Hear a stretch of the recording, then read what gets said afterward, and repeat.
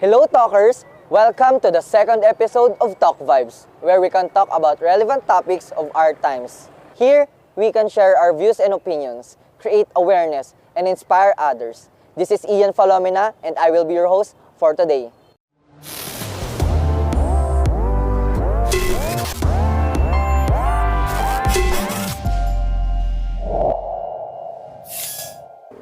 Isa ang simbahan ng Manawag sa mga dinarayo dito sa Pangasinan. Ano-ano nga bang ating matutuklasan dito? Kuya Ian, tikman mo, kundan dip. Tara talkers, alamin natin! Sa pagsigla ng turismo, nagbukas na rin ang oportunidad sa paglalakbay. Ukol dito, tinanong namin ang ilan sa mga deboto at mga tendero sa kanilang karanasan at hanap buhay dito sa Manawag. Matagal na po ba kayong deboto ni Inang Maria? Actually, since yung parents namin is devotee talaga, so I'm 28 years old right now. Halos every year, halos nakakadalawang visit talaga kami dito kay Our Lady of Manawag. Kamusta naman po yung pagtanggap or pakikitunong ng mga tao dito sa Manawag? Okay naman, maganda. Opo. Hospitable. Actually, very welcoming talaga yung community dito sa area na to. Kaya nga siguro, every now and then, gustong-gusto talaga namin yung bumabalik kami kasi parang feel at home na rin kami na kumbaga, ang ganda ng touring nila sa lahat ng mga pumupunta dito. Mga bisita nila. Oo. Bakit dito po kayo nagpapabless ng mga sasakyan at religious items?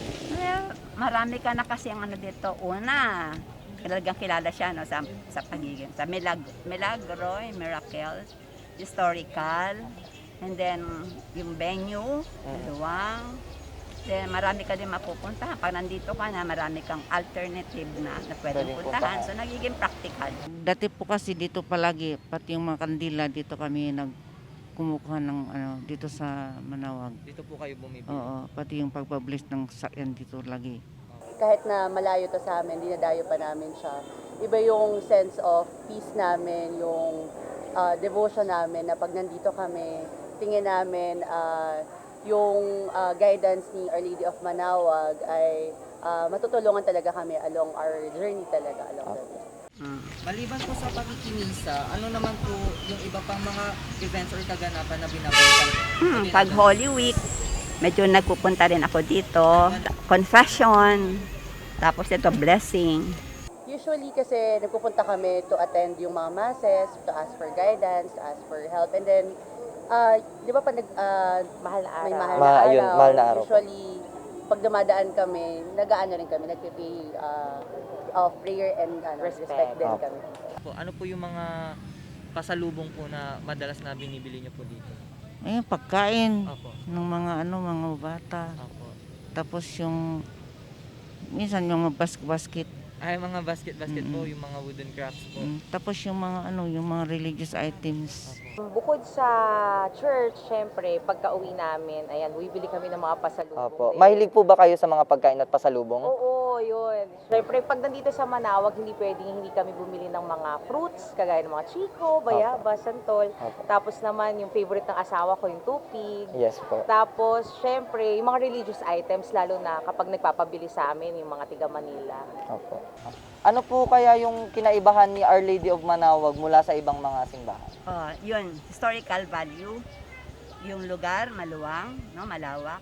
So, at saka meron ditong solemnity ba? Solemn. Medyo mararamdaman mo yung parang presence ni Lord, yung ganyan. Hindi kami pumupunta dito dahil lang humihiling kami. Nagpupunta rin kami dito kasi nagpapasalamat kami. Ayun. Dahil sa mga biyaya na binibigay niya sa amin taon-taon. Nay, bilang isang vendor dito sa Manawag, anong mga biyaya ang inyong mga natatama bilang tayo ay malapit sa simbahan? Malaking tulong ang pagbebenta namin dito sa Manawag dahil ito po ang hanap buhay namin. Tsaka malaking tulong din dahil dito namin nakukuha ng araw-araw naming pangangailangan. Marami po. Kasi since po nung nag-pandemic, talaga namang na-provide ni Mama Mary. Naniniwala ako kay Mama Mary na siyang nag-provide sa araw-araw na daily na needs namin, pambili ng gatas ng mga anak ko, pangkain, gastos, gasul, kuryente, lahat na provide niya. Kaya talaga naman kahit isang araw ayokong umabsent. Kasi naisip ko sayang, makakabenta at makakabenta ako. Kahit tanghali na, kahit umuulan, talagang binibigay ni Mama Mary.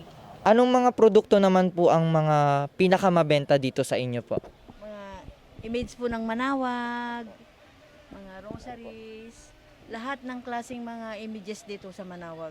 Yung langis, tsaka yung mga religious ko po mga ganito, mga keychain po. Lahat naman po sila mabili. Pero talagang oil po yung pangbato namin at saka itong sampagita. Yung sampagita po. Ang karamihan po, yung mga ganito po, yung mga banana chips. Ganito po, banana chips, tsaka kamuti chips. Tsaka yung mga ganon, chichakon. Tsaka ang talagang ano namin dito, itong kundandet. Ito po yung specialty ng Manawag, kundandet. Ang kondandit po is dito lang po sa Manawag Dito- matatagpuan. Dito lang po sa Manawag. Wala na sa ibang bayan, wala. Dito lang sa Manawag. Mm. Nagkakalaga po yan ng 35, 100 ang bentahan namin dito. Mm. pakita nyo madam. Kundandet. Upang alamin ang saloobin ng ating mga turista sa kanilang karanasan sa paglalakbay, narito ulit ang emoji game kung saan ipapakita nila ang happy emoji kung sila ay nasisihan dito at sad naman kung hindi. Pagkain.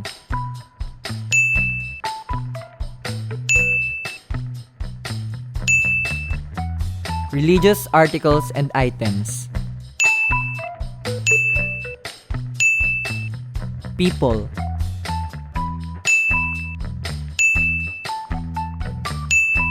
Establishments.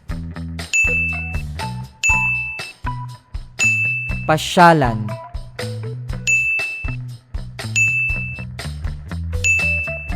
Safety and health protocols.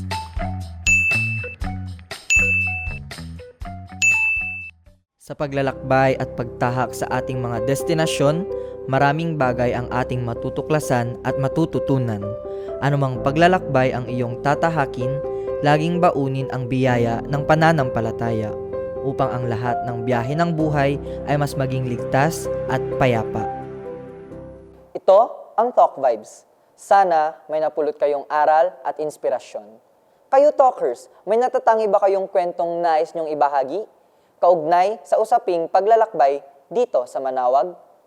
Please comment down below and don't forget to follow and like our official Facebook page. Muli, maraming salamat talkers at kita ulit tayo sa susunod na episode ng Talk Vibes.